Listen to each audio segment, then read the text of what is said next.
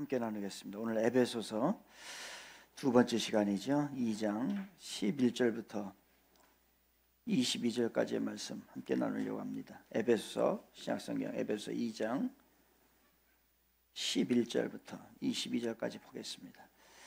에베소서는 교회에 관한 이야기입니다. 그래서 우리가 교회 어떤 교회가 되어야 하는지, 교회의 문제점이 무엇인지 그런 것을 잘 다루고 나아가야 될 방향을 다루고 있습니다. 11절부터 제가 좀 읽어드리면서 설명을 하겠습니다. 11절, 그러므로 생각하라. 너희는 그때의 육체로는 이방인이요 손으로는 육체에 행한 할례를 받은 무리라. 할례는 남성 생식기에 포피를 자르는 그것이죠. 할례를 받은 무리라 칭하는 자들로부터 할례를 받지 않은 무리라 칭함을 받은 자들이라. 그러니까 그 당시에 할례를 받은 사람은 할례당, 할례를 받지 않은 사람은 무할례당, 이렇게 해서 나누어져 있었어요. 12절, 그때에 너희는 그리스도 밖에 있었고, 그리스도가 없었던 거예요. 그리스도로부터 분리된 삶을 살고 있었다는 거죠. 이스라엘 나라 밖의 사람이라. 약속의 언약들에 대해서는 외인이요 세상에서 소망이 없고 하나님도 없는 자이더라. 참 하나님을 알지 못했다는 것입니다. 13절, 이제는 전에 멀리 있던 너희가, 그리스도 밖에 있던 너희가 그리스도 예수 안에서 그리스도의 피로 가까워졌느니라. 그리스도의 피로 가까워졌어요. 14절, 그는 우리의 화평이신지라. 둘을 하나를 만드사 원수된 것 곧 중간에 막힌 담을 자기 육체로 허시고. 15절, 법주문으로 된 계명의 율법을 폐하셨으니 이는 둘로 자기 안에서 한 새 사람을 지어 화평하게 하시고. 새 사람이 되었습니다. 여기서 말하는 새라고 하는 것은 완전히 질이 다른 새로워진 것을 말합니다. 이제 헬라어로는 이제 카이노스라고 하는데 조금 잘 변화되어서 조금 새로운 것이 된 것이 아니라 완전히 질적으로 변화된 것을 이야기할 때에 새 사람 얘기를 하는 겁니다. 16절, 또 십자가로 이 둘을 한 몸으로 하나님과 화목하게 하려 하심이라. 원수된 것을 십자가로 소멸하시고 또 오셔서 먼 데 있는 너희에게 평안을 전하시고 가까운 데 있는 자들에게 평안을 전하셨으니 이는 그로 말미암아 우리 둘이, 이방인과 유대인이죠, 둘이었던 것이 한 성령 안에서 아버지께 나아감을 얻게 하려 하심이라. 19절, 그러므로 이제부터 너희는 전에는 외인이었고 나그네였죠. 그런데 이제부터는 너희는 외인도 아니요 나그네도 아니요 오직 성도들과 동일한 시민이요, 하늘의 시민자들이죠. 하나님의 권속이라는 것은 가족, 식구를 이야기할 때에 쓰는 말입니다. 권속은 가족이에요. 20절, 너희는 사도들과 선지자들의 터 위에 세우심을 입은 자라. 그리스도 예수께서 친히 모퉁이 돌이 되셨느니라. 21절, 그의 안에서 건물마다 서로 연결하여 주 안에서 성전이 되어가고 너희도 성령 안에서 하나님이 거하실 처소가 되기 위하여 그리스도 예수 안에서 함께 지어져 가느니라. 그러니까 완성은 아직 안 됐어요. 건물이 계속해서 지금도 지어져 간다라는 얘기입니다. 그러니까 완성을 위하여 나아간다는 얘기입니다. 오늘 이 말씀을 가지고 몸으로 벽돌 깨기, 다 시작.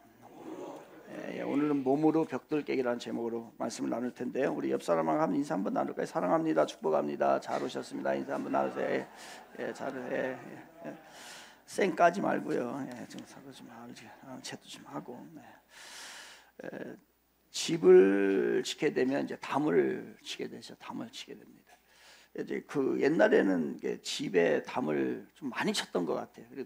높게 쳤고, 그리고 저희 어렸을 때도 이제 집에 보면은 이렇게 담을 치고 그 위에다가 그 병 막 깨가지고서 거기다 이렇게 꽂아가지고서 도둑놈이 또 넘어오다가 배에 창자 다 찔리고 하게, 그렇게 이게 얼마나 그렇게 그리고 어떤 집은 막 이렇게 철조망, 가시해가지고 철조망을 하고 그랬어요. 지금은 이제 그런 걸 안 하죠. 지금 대신 이제 CCTV를 이렇게 하게 됩니다. 특히 이제 큰 집이나 이제 부잣집이 더 그렇게 했었던 것 같습니다. 담의 역할이 있어요. 담의 역할은 뭐냐면 자기를 보호하는 거예요. 보호하기 위해서 하는 거. 또 하나는 경계를 짓는 거예요. 사실 우리는 경계 짓는 거 굉장히 좋아해요. 이 사람과 구분돼 좀 독특하게 자기만의 독특한 것을 모습으로 살아가길 굉장히 좋아해요. 경계를 짓는 거예요. 그래서 담을 쳐요. 주말 농장이 좀 이런 데 가보면 주말 농장도 그 땅 뭐라고 거기다 경계다 해가지고 뭐 이렇게 못 들어오게 다른 사람 뭐야. 이게 우리들의 본성이에요. 경계. 그래서 요즘은 이제 담을 좀 허무는 담을 허물어야 된다라고 이제 담을 치는 거에 대한 부정적인 견해가 있기 때문에 담을 허물자라고 하는 거죠. 담을 허문다는 건 뭐예요? 개방하고 소통하고 또 허물로 인해서 무엇인가에 대한 기대감을 갖게 하는 그런 것을 의미합니다. 오늘 본문에서도 예수님께서 담을 허무는 이야기가 나와요. 담을 하면서 14절을 보면 중간에 막힌 담을 자기 육체로 하시고, 그러니까 중간에 막힌 담이 있다는 거예요. 그 담을 하시는데 어떤 담인가? 14절 한번 다시 볼까요? 우리 14절 그 다음 거 14절을 보면 좋겠는데요. 그 다음 건 없나요? 예, 같이 보기 시작. 그는 우리의 화평이신지라 둘로 하나를 만드사 원수된 것 곧 중간에 막힌 담을 자기 육체로 하시고 아멘. 먼저 이제 우리 예수님께서 담을 허무는 이런 일을 하고 계신데, 그러니까 이 두 개가 분리된 거예요. 그래서 이쪽과 이쪽이 완전히 달라요. 영원히 다를 거예요. 담이 있으면. 그래서 우리 주님이 이거를 허물었어요. 그래서 양쪽에 좌우로 있는 걸 넣었고요. 그 다음에 또 하나의 담이 있죠. 16절 보겠습니다. 16절 보면 같이 읽겠습니다. 시작. 또 십자가로 이 둘을 한 몸으로 하나님과 화목하게 하심이라 원수된 것을 십자가로 소멸하시고 아멘. 그러니까 원수된 하나님과 우리의 관계가 처음에 원수됐었어요. 원수의 관계. 왜냐하면 우리가 죄를 졌기 때문에. 그래서 원수의 관계인데 우리 주님이 이 아마 천장과 같은 벽이 있었던 거예요. 우리 인간과 하나님의 사이에서. 그래서 이거를 이제 예수님께서 다 허물어 버리십니다. 그런데 오늘 본문을 이렇게 읽다 보니까 이 예수님께서 이제 이 모든 그 벽을 다 허물어서 벽돌 깨기를 하시는 거죠. 벽돌 다 깨버리는 거예요. 깼는데 어떻게 깼냐면요. 14절 다시 한번 볼까요? 14절 그 다음 거 14절. 그 다음 거 14절 안 나오네. 예. 중간에 막힌 담을 뭘로 하셨어요? 자기 육체로 하셨어요. 육체로. 예, 육체로. 그 다음에 16절도 보면 또 그 다음 거 보면요. 16절 또 십자가로 이 둘을 한 몸으로 하나님과 화목하게 하십니다. 원수된 것을 십자가로 소멸하시고 16절인가요? 이 둘을 뭘로 써요? 한 몸으로 써요. 그러니까 그 허무는데 벽돌 이제 여기에 이제 의미가 있는 거죠. 우리 하나님께서 이 말씀을 하실 때는 의미가 있어요. 예수님께서 벽돌을 전부 다 이제 벽을 다 담을 허물어 버리시는데 뭘로 허물었다라고 하냐면요, 육체로 몸으로 허물었다는 거예요. 뭔 의미일까? 뭔 의미일까? 예수님께서 벽을 자신의 육체로 벽돌 깨기를 한 거예요. 몸으로 벽돌 깨기 한 거예요. 그래서 오늘 설교 제목이 몸으로 벽돌 깨기예요. 그러면 왜 몸으로 하셨을까요? 하나님께서 이 세상을 창조하실 때 말씀을 하셨어요. 그리고 수많은 기적들을 일으키실 때에 하나님께서는 예수 그리스도를 통해서 바로 말씀으로 기적들이 그렇게 되라 하면 되는 거예요. 이 세상 그렇게 창조하라 하면 그렇게 창조가 된 거예요. 그런데 오늘 보니까 그렇게 말씀으로 저 벽 무너져라 이렇게 해도 될 것 같은데 그렇게 하지 않으셨어요. 육체로 몸으로 그 모든 것을 허무셨다는 거예요. 뭔 의미예요? 여기 의미가 있겠죠. 몸은 어떤 의미를 가지고 있죠? 우리의 몸은 어떤 의미를 가지고 있죠? 몸은 모든 것을 의미해요. 몸은 사람의 모든 것은 우리의 몸 안에 있어요. 몸은 우리의 모든 것을 이야기하는 거예요. 내가 몸이 간다는 것은 내 모든 것이 가는 거예요. 몸이 안 간다 그러면 아무것도 안 가는 거예요. 그러니까 이 몸은 우리가 나의 모든 것을 의미하는 거예요. 예수님께서 몸을 주셨다고 하는 것은 우리를 위해서 모든 것을 다 주셨다는 거예요. 국가에서 이제 나이가 되면 영장이 나오죠. 군대 오라고. 어떻게 해야 돼요? 몸은 안 가. 그리고 돈을 보내. 가능해요? 불가능해요. 내가 안 가. 아내를 보내. 안 받아들이는 거예요. 내가 안 가고 친구를 보내. 안 되는 거예요. 국가는 뭐라고 하냐면 네 몸이 와.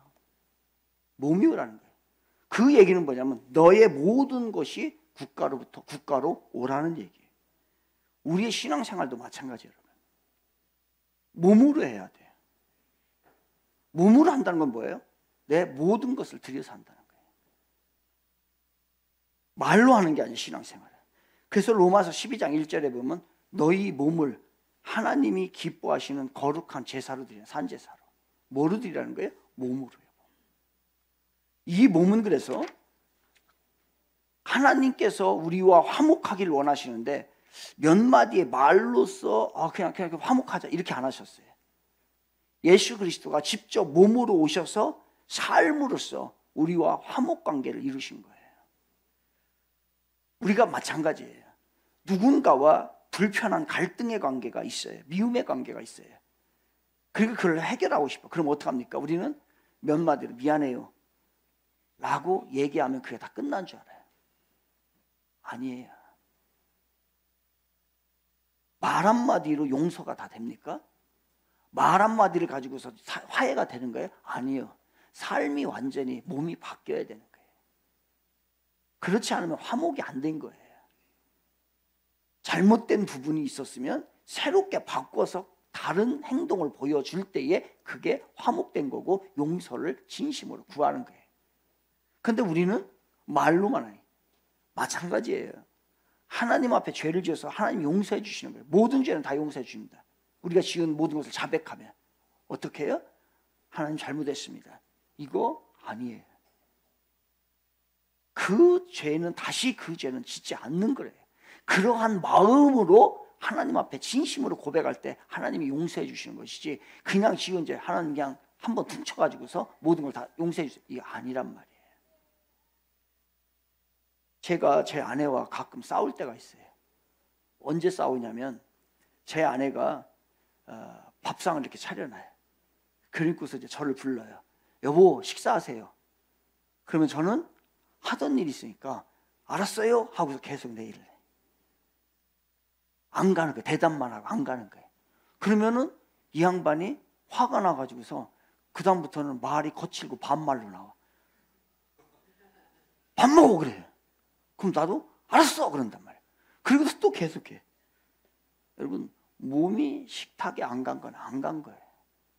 그러니까 다툼이 일어나는 거예요. 화목이 안 되는 거예요. 대답을 안 하고 몸이 가면 되는 거예요. 몸은 나의 모든 것을 가는 걸 말해요. 하나님의 일을 감당한다는 게 그런 거예요. 여러분. 말로 하는 거 아니란 말이에요. 몸으로 하는 거예요. 몸으로. 예배도 마찬가지 예배. 여러분 예배 우리가 예배 드린다잖아요. 로마서 12장 1절 말씀드린 대로 뭐예요? 너희 몸을 하나님이 기뻐하시는 거룩한 산 제사로 드려요. 몸으로 드릴 때 거룩한 산 제사가 되는 거예요. 몸은 안 오고 몸은 안 드리고 그냥 마음으로 다 잘 드렸어요. 나 성전에 내 몸이 안 가고서 예배됐다. 아니요. 그 예배 아니에요. 안 드린 거라는 거예요. 그래서 성경에서 너희 마음을 하나님이 기뻐하시는 거룩한 산제사로 드려 이렇게 얘기하잖아요. 너희 몸이 오라는 거예요. 네 전부가 와. 일부만 오지 말고 아니 그냥 내 대신 무엇인가를 보내지 말고 말이 안 되는 거예요. 직접 국가가 부르면 직접 네가 오란 얘기예요. 그렇지 않고서 내가 안 가고서 마음만 하다 있을 수 없는 일. 그래서 우리의 몸이 중요해요, 여러분. 이 살아있는 몸이 얼마나 중요한지 몰라요. 이게 한계가 있거든요. 그래서 전도서 9장 4절에 보면 뭐라고 나냐면 산 개가 살아있는 개는 죽은 사자보다 낫다는 거예요. 살아있는 개, a live dog, 죽은 사자, a dead lion. 그러니까 아무리 훌륭해도 아무리 힘이 세고 아무리 커도 죽으면 끝이라는 거예요. 죽은 사자는 저기 살아있는 우리가 별 볼품없게 생각했던 그 살아있는 개보다도 못하다는 거예요. 차라리 살아있는 개가 낫다. 이 땅은 몸으로 사는 세상이에요. 몸이 죽으면 아무것도 할 수 없어요. 여러분 조금이라도 건강할 때에 열심히 주의 일을 하십시오. 나중에 죽고 나면 아무것도 못해. 하고 싶어도 못해요. 아무리 위대한 믿음의 사람도 죽으면 끝이에요. 여러분이 죽으면 우리 교회를 위해서 뭐 하나 할 수 있어요? 주님의 나라를 위해서 뭐 하나 할 수 있어요? 아무것도 못해요. 그러니까 살아있을 때에 우리의 몸을 가지고 우리 몸을 살았을 때에 충성을 다하는 거예요. 그게 주님이 그래서 너희 몸을 하나님이 기뻐하시는 거룩한 산제사로 드리라고 얘기해요. 그래서 예수님께서 이 담을 허셔야 되는데 그냥 무너져라 해도 무너질 거예요. 그런데 일부러 육체로 몸으로 그 담을 허셨던 것이에요. 막힌 담을 손수 허신 것이에요. 그래서 직접 자신의 몸으로 십자가에 못 박혀 돌아가시고, 그리고 나를 구원하시기 위해서 자신께서 그 당신이 혼자 스스로 그 몸을 다 주어서 우리를 구원한 거예요. 이게 뭐냐? 그 하나님의 몸을 들여서, 예수 그리스도의 몸을 들여서 구원받은 백성들이 모인 곳이 교회라는 것이에요. 몸과 바꾼 곳이에요. 이것이 예수님의 몸과 바꾼 곳이에요. 그래서 예수님께서 손수 한 사람 한 사람을 직접 몸으로 부르시고, 우리를 말로 몇 마디 일로 와, 이게 아니에요. 그분의 죽음을 내놓고 그분의 몸을 다 내놓고 우리 한 사람 한 사람을 부르신 거예요. 그러니까 모든 것을 다 받은 존재가 뭐냐면 우리예요. 우리는 조금 예수님의 일부분만 받은 게 아니고 예수님의 모든 것을, 몸을 다 바꾸서 우리를 구원한, 십자가의 죽음을과 바꾼 게 그 존재가 뭐냐면 우리란 말이에요. 그러니까 다르죠. 그 사람들이 모여서 이루는 것이 바로 교회인 거죠. 그래서 이것을 이제 사도 바울이 하나님의 화친론을 이야기하는 화친론. 그게 이제 13절인데 13절 한번 같이 한번 볼까요? 13절. 이쪽에 한번 13절 나오죠. 13절 같이 시작. 이제는 피로 가까워졌느니라. 아멘. 뭘로 가까워졌다고요? 그리스도의 피로 가까워졌다. 그러니까 그리스도의 피는 뭐예요? 피는 몸에 있잖아요. 그 몸에 있는 거 다 흘리면서 몸으로써 우리를 가깝게 만들었다는 거예요. 이게 이제 하나님의 화친론이라고 하는 거예요. 이게 뭐냐면요, 두 나라가 전쟁을 하게 됩니다. 전쟁인데, 그러면 전쟁이 끝나잖아요. 그 당시 전쟁이 끝나게 되면 어떻게 하면 승전국과 패전국 딱 나누게 되죠. 그러면은 패전국은 승전국에게 해야 될 의무가 있어요. 그 의무가 뭐냐면 조공을 바치는 거예요. 1년에 너희들은 이 전쟁에서 패했으니 우리나라에 1년에 쌀 1000가마, 뭐 10,000가마, 뭐 사람 뭐 10,000명 이런 걸 이제 계약을 맺어요. 그래서 조공을 다 바쳐야 돼요. 누가요? 패전국이 승전국에게 바치는 게 뭐냐면 조공이에요. 그러니까 이 관계가 계속해서 지속이 되게 돼요. 그런데 어느 날 이 관계를 어떠한 상하의 승전국과 패전국의 관계가 아니고 이게 그냥 이 두 나라가 화목해지고 싶어요. 그럼 어떻게 하면 될까요? 두 나라가 화목해져야 돼. 원래 좋은 관계로 가고 싶어요. 그럼 어떻게 하게 되냐? 어떻게 하면 좋겠어요? 전에 우리가 하나님과 우리의 죄 때문에 우리는 하나님과 적대 관계예요. 원수 관계예요. 그랬던 우리이기 때문에 우리는 하나님과 전쟁을 일으킨 거예요. 그런데 그 전쟁에서 승전국은 누구예요? 하나님과 인간이 전쟁을 했단 말이에요. 그래서 그 승전국이 누구예요? 하나님이세요. 그 다음에 패전국은 우리 인간이에요. 그러면 우리가 하나님 앞에 조공을 바쳐야 돼요.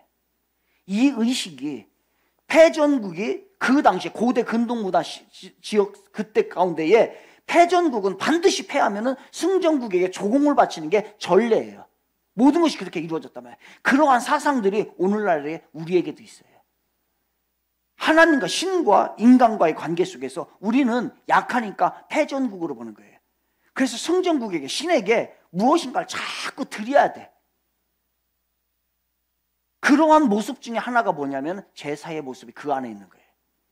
그리고 무엇인가의 제물을 드리는 거예요. 그래서 성경에서 나와 있는 중에 하나가 뭐냐면 나중에는 그 신을 달래기 위해서, 이 신 노하면 안 되니까 달래기 위해서 자기의 자식들을 불에 태워가지고서 순번을 타는 거예요. 순번. 갯번을 타는 것처럼 순번 타가지고 자식 불태워서 드리는 그러한 악습까지 있었던 게 그 당시의 모습이에요. 오늘날 우리들도 그런 잔재들이 여전히 우리들의 삶 가운데 드러난다는 거예요. 그러면 하나님과 우리의 인간과의 그 전쟁에서 하나님이 승리를 했고 우리는 패했어요. 그러면 조공을 어떻게 해야 돼요? 우리가 조공을 바쳐야 돼요. 그런데 특이한 일이 벌어졌어요. 무슨 일이 벌어진 거예요?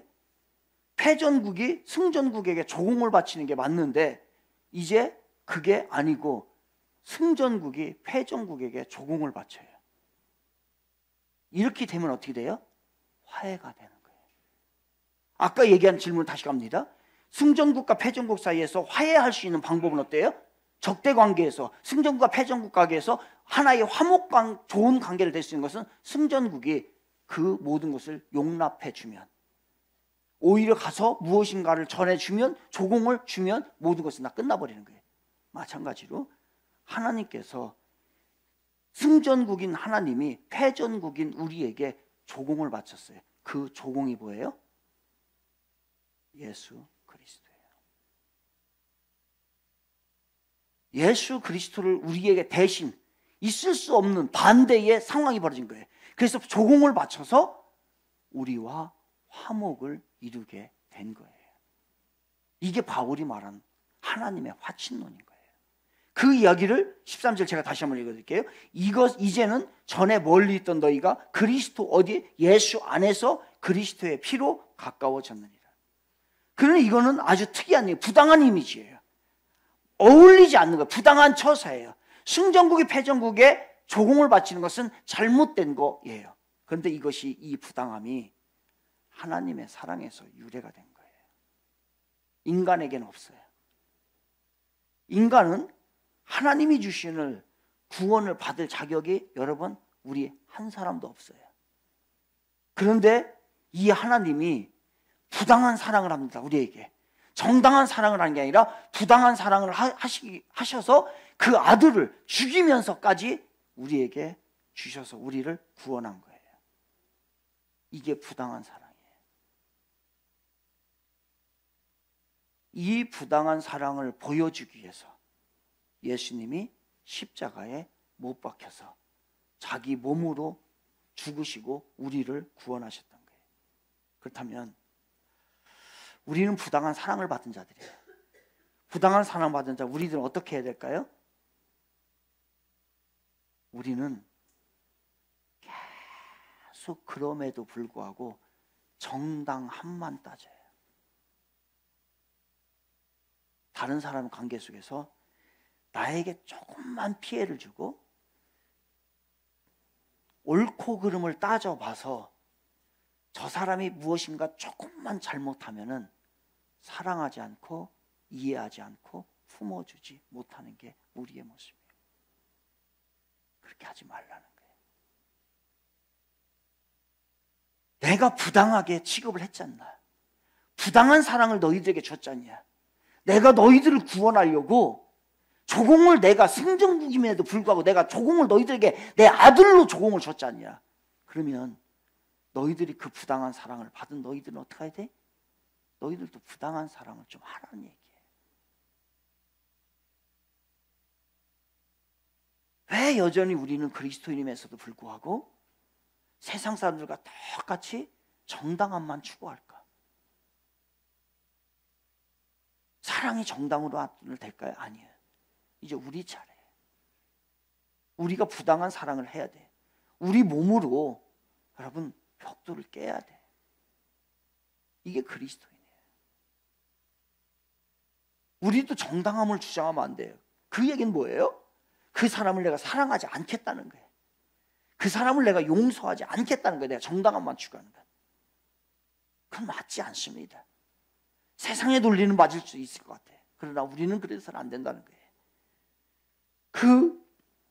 그것을 다 깨부시기 위해서 예수님께서는 몸으로 벽돌을 깨고 우리 모두가 하나 되어서 원하는 게 있어요. 우리 주님이 우리가 모든 벽돌을 깨고 하나가 되기를 원하는 그 하나의 소원이 있어요. 그 뭘까요? 그거는 주의 성전을 이루기 위해서요. 교회를 이루기 위해서. 그 사람들이 다 벽돌을 깬 사람들이 하나로 모여서 제발 교회를 아름답게 이루어서 그 교회를 통해서 이 땅에 많은 영혼들이 살아나기를 간절히 원하는 게 하나님의 뜻이에요. 21절 보겠습니다. 21절 같이 시작. 그의 안에서 건물마다 서로 연결하여 주 안에서 성전이 되어가고. 아멘. 성전이 돼요. 성전. 근데 우리는 성전을 이루기에 부적합해요. 여기에 이제 이 컵이 원래 2개예요. 이렇게 깨졌어요. 깨진 조각이란 말이에요. 여러분, 이 깨진 조각 가지고서 이 뾰족한 가지고 뭐 할 수 있겠어요? 이거 가지고 물을 담을 수 있겠어요? 커피를 마실 수 있겠어요? 여기다가 기름을 부을 수 있겠어요? 이 자체로 계속해서 남아있으면 이거 가지고 사람 계속 찌르는 거예요. 이 뾰족한 가지고. 지금 우리가 그렇게 살았어요. 그러니까 우리는 이 뾰족한 그대로 남아있고 나 혼자 남아있기를 원해. 하나가 되길 원치 않아요. 그러니 나의 이 생각, 나의 주장, 나의 옳음, 나의 정의, 이걸 가지고서요 물을 담고 커피를 마시게 한 것이 아니라 계속 사람 찌르는 거예요. 얼마나 사람들이 피가 많이 났을까. 근데 이걸 다 모았네요. 깨진 거를 다 모아서 붙였네. 붙였더니 이렇게 컵이 됐어요. 예수 그리스도의 피로, 보혈로, 본드로 다 붙였어요. 그랬더니 모난 부분이 없어졌어요. 여기에다가 이제는 이 깨진 것들이 뾰족뾰족한 것들이 다 모여서 하나가 됐더니 물도 마실 수 있게 됐어요. 여전히 아마 우리는 이 모난 부분이 여전히 남아있을 거예요. 이 땅에 살아가는 날 동안에. 이게 바로 교회예요. 이게 교회라고요. 교회는 이 뾰족하고 다 깨지고 상처 주는 이런 사람들이 그리스도의 피로써 다 연결되어서 하나가 되어서 이 그릇이 되어서 무엇인가 유익한 일을, 영혼을 구원하는 일을 해나가는 것, 이 그릇이 바로 교회예요. 우리 청지기 교회가 이런 모습 아닐까요? 여전히 좀 물 드세요. 여기 한 방울씩. 본드가 들대. 다시 보혈로 이어야죠. 그리고 깨진 부분은 또 자그마한 뾰족한 남아있는 것들 갖다가 붙여서 새롭게 만들어 가야지. 이 모습이 교회라는 거예요. 계속 유대는 나 혼자 남아있을 거야? 나는 내 걸 계속해서 주장할 거야? 내 생각이 옳아라고 하면은 맞을 수도 있을지 몰라요. 그러나 그걸 가지고서요 계속 뾰족한 걸 찌르는 거예요. 그래서 그리스도 안에서, 성령 안에서 하나 연결해서 하나가 되라는 거예요. 여러분 지금 인근 우리 유성구 간평천 여기 지금 교권으로 난리잖아요. 자기 아들이 친구의 얼굴을 때렸어요. 그래가지고 교장실로 보냈어. 선생님이 그랬다고 이 4명의 학부형들이 이 선생님을 4년 동안 괴롭혀가지고서 이분이 견디다 못해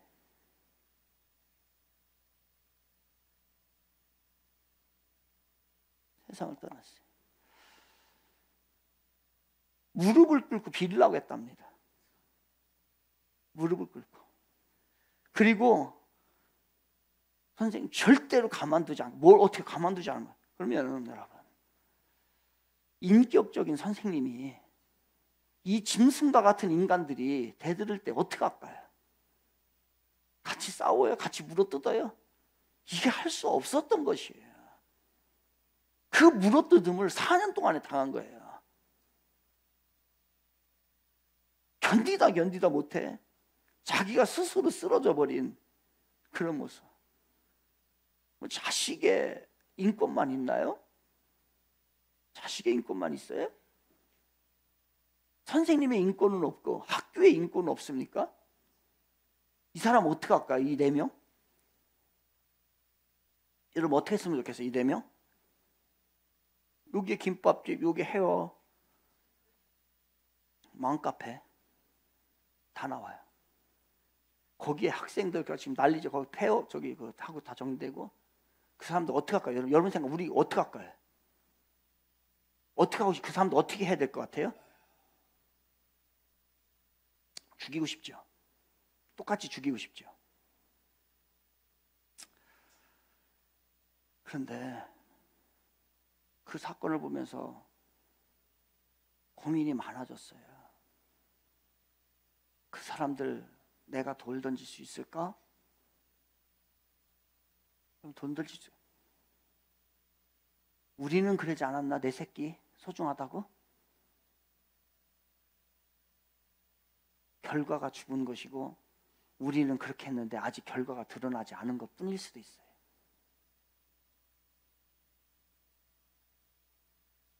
저는 이거를 신앙과 연결시켜 봤어요. 여러분, 우리 교인들이 뭐라고 하냐면요, 목사님 교회 내 마음대로 다니게 해주세요. 등록 강요하지 마세요. 교회 안 와도 전화하지 마세요. 나의 인권이 있습니다. 내 인격이 있습니다. 하지 말라는 거예요.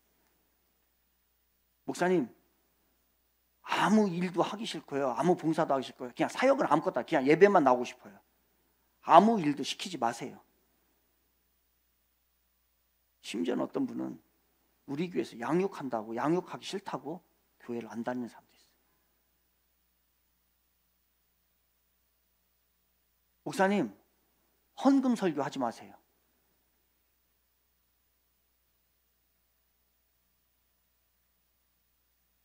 목사님 설교 짧게 해주세요. 요즘에 20분 안에 다 끝내야 됩니다. 목사님 신방 하지 마세요. 안 해. 전화해도 안 받아요, 여러분.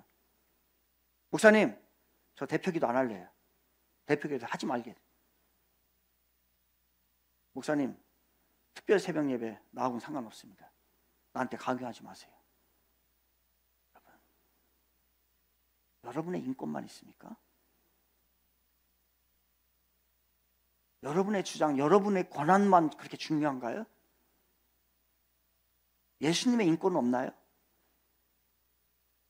교회의 인권은 없어요, 여러분? 여러분들도 지금 자기 마음대로 살잖아요. 자기 마음대로 하고 싶은 거 하잖아요. 교회에서 무슨 일이 벌어지든 간에 특별 새벽 예배 지금 하고 있는 한 주간인데 전혀 관심도 없잖아요.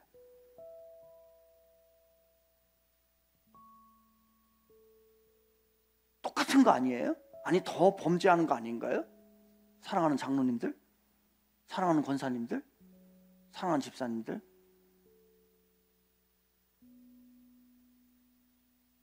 제가 오라면 오겠어요? 거기에 이 화분 좋아, 근데 거기에 뭐라 그러냐, 선생님 지켜주지 못해서 죄송합니다 이렇게 다 써놨어요. 지켜주지 못해 죄송하대. 아마 제가 나중에 이거 할 것 같아서 마음이 아파요. 예수님, 제가 지켜주지 못해서 죄송합니다. 목사로서. 다 여러분의 영혼이 망가지고 교회가 다 망가졌을 때 예수님, 내가 지켜주지 못해 죄송합니다. 그게 그게 말이가 되는 얘기예요? 그거 하나 갖다 놓고서 뭔 의인된 것처럼 하는 거야. 난 그것도 가증스러워요. 애들 데리고서 검은 옷 입고 가가지고서, 물론 그 자체가 잘못됐다고 저는 생각하지 않아요. 근데 그 사람들도 가해자였어요. 그래 놓고서 무슨 자기는 아무 의인이야, 그 아무것도 아닌 것처럼, 의인인 것처럼 자기 새끼들 그냥 선생님 보호해줬던 것처럼. 물론 그런 사람들이 많이 있죠. 세상이 가증스럽고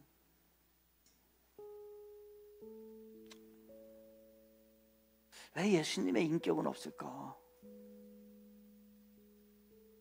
왜 여러분의 인권만 주장하고 여러분의 자녀의 인권만을 주장하는 그걸 뭐라고 그래요? 여러분은 지금 예수님의 인권을 지금 무시하고 있는데, 교회의 인권을 무시하고 있는데, 교회 지키자고 했잖아요. 교회 무너진다니까요. 안팎으로 교회를 죽이려고 사탄이 하는데 우리는 그거 지키려고 하질 않잖아요. 그냥 내 인권만 중요해, 내 삶만 중요하고 내가 안일하게 살아가는 거지. 하나님 나에게 축복만 주면 줘요. 아닌 것 같아. 이는 그로 말미암아 우리 둘이 한 성령 안에서 아버지께 나아감을 얻게 하려 하십니다. 둘이, 이방인과 유대인이, 이 둘이 한 성령 안에서 하나님께 나아가야 한다는 거예요. 여러분 제외입니까?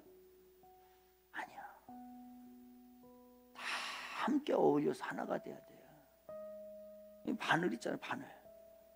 바늘은 다 날카로운 강철이에요. 그거 가지고 못다 써요. 그게 사용되려고 하면 부드러운 실이 깨어야지. 그래야 헤어진 부분을 깊고 부러진 부분을 막아내지요. 벽을 허물어야지.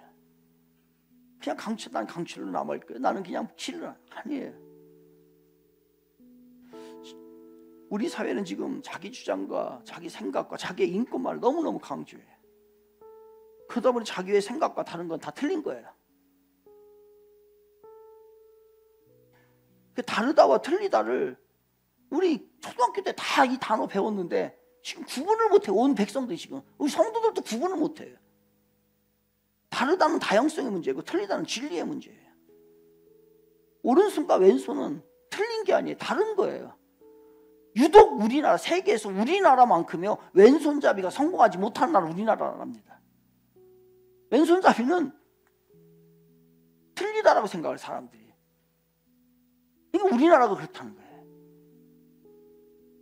요즘 정치를 보고 사람들의 의견을 보면요 다르다와 틀리다를 구분을 하지 못해. 진보와 보수의 이념이 갈등을 보면서 느끼는 생각이 그렇습니다. 서로의 다양성을 인정하지 못해요. 다 보수여봐요. 다 진보여봐요. 세상에 어떻게 돌아가겠나. 상대방이 틀렸다고 하니 대화가 되지 않고 갈등만이 있는 거예요. 제가 생각하기에는요 자기가 옳다고 주장하는 사람이 있더라고요. 그런데 그 사람이 제일 많이 틀렸어요. 윈스턴 처칠이라고 하는 사람이 그 수상이 이런 말을 했어요. 젊어선 진보주의자가 아니면 심장이 없는 사람이다. 젊어서는 대부분 진보주의자들이에요. 왜? 심장이 뛰기 때문에. 그런데 나이가 들어서도 보수주의자가 아니면 머리가 없는 사람이다. 그러니까 젊어서는 진보주의가 많은 거예요. 왜? 심장이 이렇게 뛰는데 잘 부지를 보면 가만히 있겠냐고요. 조그마한 거에도 팔타지요.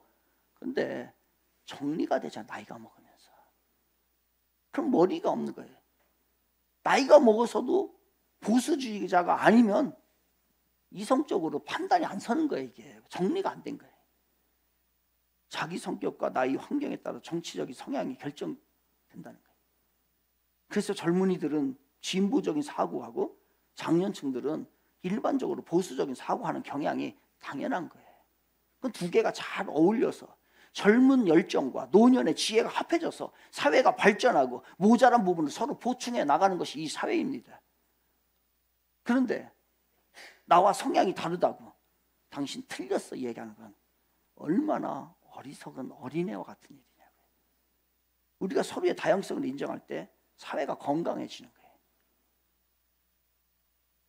우리 모두 적극적으로 하나가 되어서 모든 담을 없애야 돼. 그래야 예수님이 거하실 교회가 세워져 나가는 거예요.